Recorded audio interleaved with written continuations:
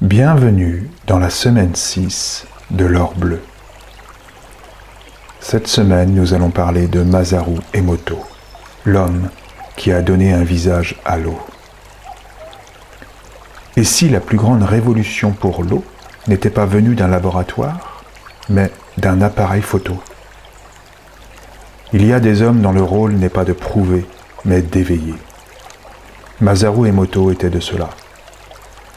Cet homme d'affaires et chercheur japonais a fait quelque chose qu'aucun physicien, aucun prix Nobel n'avait réussi avant lui.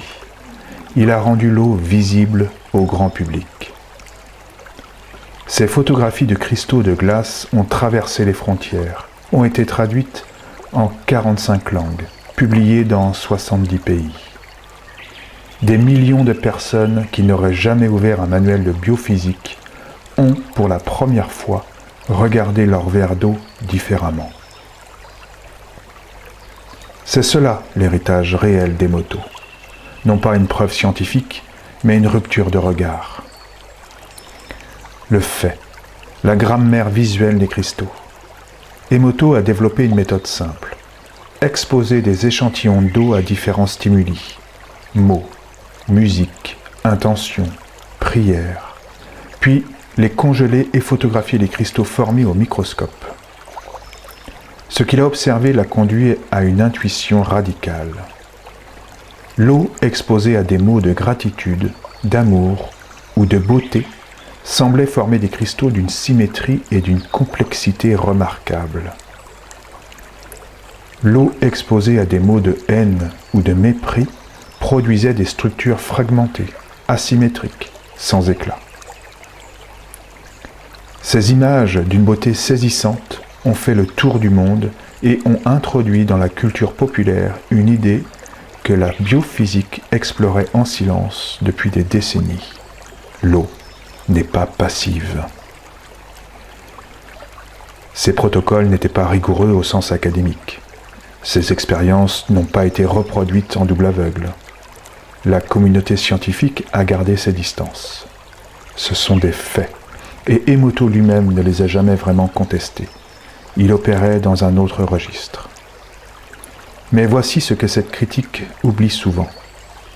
Emoto n'a pas prétendu faire de la science classique. Il a fait de la phénoménologie vivante. Il a posé la question, il a proposé une image, et il a laissé chacun observer sa propre réaction intérieure face à cette image. L'inspiration. Le passeur de conscience. Ce que Emoto a introduit dans le monde, c'est une éthique de la relation à l'eau. Avant lui, pour le grand public, l'eau était un robinet, une bouteille, un décor. Après lui, des millions de personnes ont commencé à se demander « Quelle information est-ce que je transmets à ce liquide qui me compose ?» C'est précisément là que réside sa grandeur.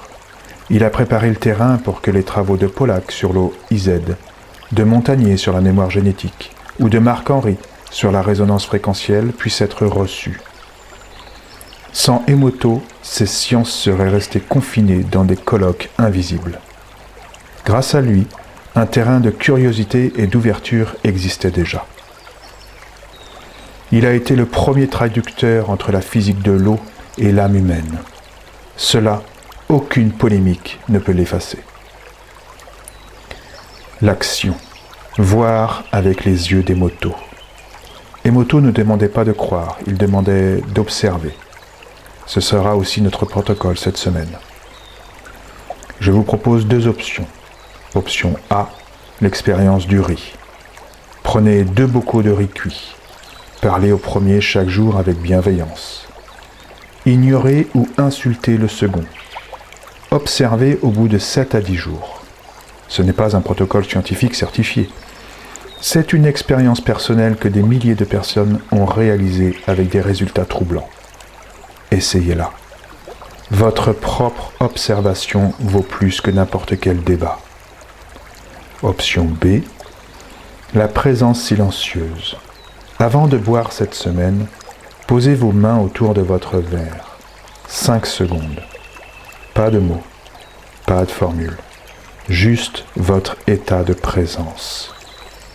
Emoto nous a appris que la qualité de notre attention est elle-même une formule d'information. Pas comme une certitude théorique, mais comme une invitation à vérifier par soi-même. Dans les deux cas, observez. Notez simplement ce que vous ressentez. La texture de l'eau en bouche, votre niveau d'énergie dans l'heure qui suit. Ce n'est pas de la suggestion, c'est la méthode d'Emoto appliquée à votre propre vie. Observez avant de conclure. Masaru Emoto n'a pas prouvé que l'eau avait une mémoire. Il a prouvé que nous étions capables d'en avoir une pour elle. Ainsi s'achève cette semaine 6.